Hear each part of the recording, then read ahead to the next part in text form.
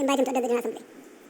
Thank you. Mr. President, Your Excellencies, ladies and gentlemen, faithful late-night audience. It's customary for the British Prime Minister to come to this United Nations and pledge to advance our values and defend our rules, the rules of a peaceful world, and protecting freedom of navigation in the Gulf, to persevering in the vital task of achieving a two-state solution in the conflict in the Middle East. And of course I'm proud to do all these things. But no one can ignore a gathering force that is reshaping the future of every member of this assembly. There has been nothing like it in history. When I think of the great scientific revolutions of the past, print, the steam engine, aviation, the atomic age, I think of new tools that we acquired, but over which we, the human race, had the advantage, which we controlled. And that is not necessarily the case in the digital age. You may keep your secrets from your friends, from your parents, your children, your doctor, even your personal trainer. But it takes real effort to conceal your thoughts from Google. And if that is true today, in future, there may be nowhere to hide.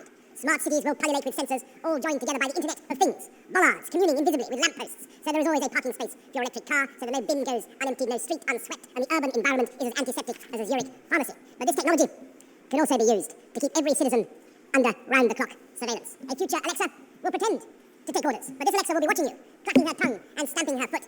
In future, voice connectivity will be in every room and almost every object. Your mattress will monitor your nightmares, your fridge will beat for more cheese, your front door will sweep wide the moment you approach like some silent butler. Your smart meter will go hustling of its own accord for the cheapest electricity, and every one of them minutely transcribing your every habit in tiny electronic shorthand, stored not in their chips or in their innards, nowhere you can find it, but in some great cloud of data that lowers ever more oppressively over the human race. A giant, dark thundercloud waiting to burst, and we have no control over how or when the precipitation will take place. And every day that we tap on our phones or work on our iPads, as I see some of you are doing now, we not only leave our indelible spore in the ether, but we are ourselves becoming a resource, click by click, tap by tap. Just as the Carboniferous period created the indescribable wealth, leaf by decaying leaf, of hydrocarbons, data is the crude oil of the modern economy. And we're now in an environment where we don't know who should own these new oil fields. We don't know who should have the rights or the title to these gushers of cash, and we don't know who decides how to use that data. And can these algorithms be trusted with our lives and hopes? Should the machines, and only the machines, decide whether or not we're eligible for a mortgage or insurance, or what surgery or medicines we should receive? Are we doomed to a cold and heartless future in which computer says yes or computer says no, with the grim finality of an emperor in the arena?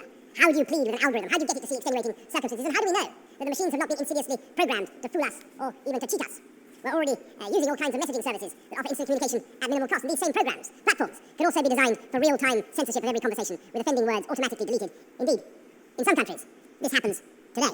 Digital authoritarianism is not, alas, the stuff of dystopian fantasy, but of an emerging reality. And the reason I'm giving this speech today with this slightly gloomy proem is that the UK is one of the world's tech leaders, and I believe governments have been simply caught unawares by the unintended consequences of the internet, a scientific breakthrough, far more reaching in its everyday psychological impact than any other invention since Gutenberg. And when you consider how long it took for books to come into widespread circulation, the arrival of the internet is far bigger than print, it's bigger than the atomic age, but it's like nuclear power, in that it's capable of both good and harm. And of course it's not alone. As new technologies seem to race towards us from the far horizon, we strain our eyes as they come to make out whether they are for good or bad, friends or foes. AI. What will it mean? Helpful robots washing and caring for an aging population, or pink-eyed Terminator sent back from the future to cull the human race? What will synthetic biology stand for? Restoring our livers and our eyes with miracle regeneration of the tissues like some fantastic hangover cure? Or will it bring terrifying limbless chickens to our tables? Will nanotechnology help us to beat disease, or will it leave tiny robots to replicate the crevices of our souls? It is a trope as old as literature that any scientific advance is punished by the gods.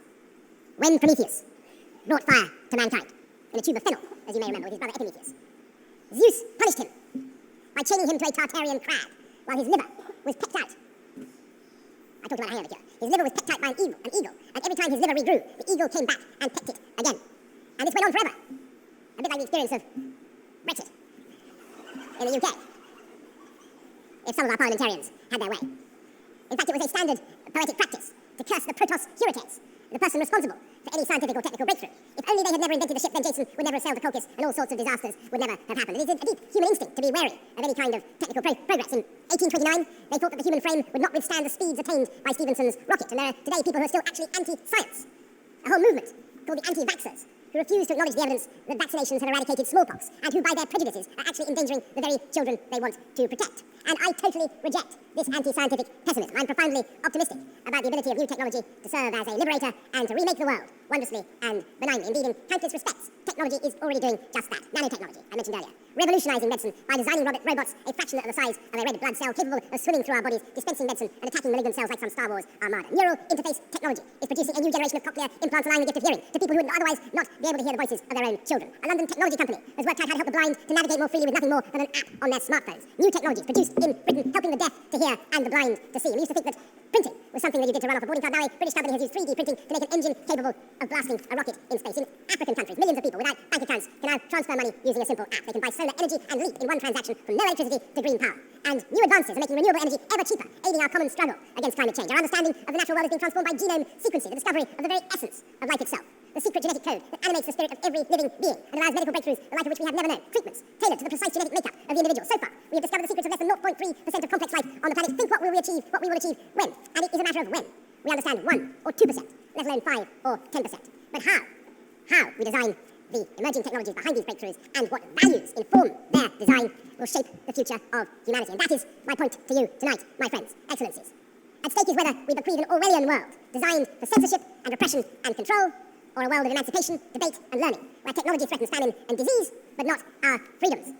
7 decades ago, this General Assembly adopted the Universal Declaration of Human Rights with no dissenting voices, uniting humanity for the first and perhaps the only time behind one set of principles. And our declaration, our joint declaration, upholds freedom of opinion and expression, the privacy of home and correspondence, and the right to seek and impart information and ideas. Unless we ensure that new technology reflects this spirit, I fear that our declaration will mean nothing and no longer hold. So the mission of the United Kingdom and all who share our values must be to ensure that emerging technologies are designed from the outset for freedom, openness and pluralism, with the right safeguards in place to protect our peoples. Month by month, vital decisions are being taken in academic committees, company boardrooms and industry standards groups. They are writing the rule books of the future, making ethical judgments, choosing what will or will not be rendered possible.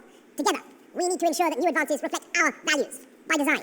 There is excellent work being done in the EU, the Commonwealth, and of course the UN, which has a vital role in ensuring that no country is excluded from the wonderful benefits of this technology and the industrial revolution it is bringing about. But we must be still more ambitious. We need to find the right balance between freedom and control, between innovation and regulation, between private enterprise and government oversight. We must insist that the ethical judgments inherent in the design of new technology are transparent to all, and we must make our voices heard more loudly in the standards bodies that write the rules. Above all, we need to agree a common set of global principles to shape the norms and standards that will guide the development of emerging technology. So, and here's the good news, I invite you next year to a summit in London, a wonderful city, where, by the way, it is not raining 94% of the time. And where at one stage when I was mayor of London, or shortly before, we discovered that we had more Michelin-starred restaurants even than Paris. The French somehow rapidly recovered by a process that I wasn't quite sure was entirely fair. But we still have, by far, in the UK, by far the biggest tech sector. By far the biggest tech sector. FinTech, biotech, edtech, medtech, medtech, nanotech, green tech, every kind of tech in London. The biggest tech sector anywhere in Europe. Perhaps 500,000 people working in tech alone. And I hope that you will come there and we will seek to assemble the broadest possible coalition to take forward this vital task, building on all that the UK contributes to this mission as a global leader in ethical and responsible technology. If we master this challenge, and I have no doubt that we can, then we will not only safeguard our ideals, we will surmount the limits that once constrained humanity and conquer the perils that once ended so many lives. Together, we will vanquish killer diseases, eliminate famine, protect the environment, and transform our cities. Success will depend, now as ever, on freedom, openness, and pluralism, the formula that not only emancipates the human spirit, but releases the boundless ingenuity and inventiveness of mankind, and which, above all, the United Kingdom will strive to preserve and advance. Excellencies, ladies and gentlemen, thank you very much for your kind attention.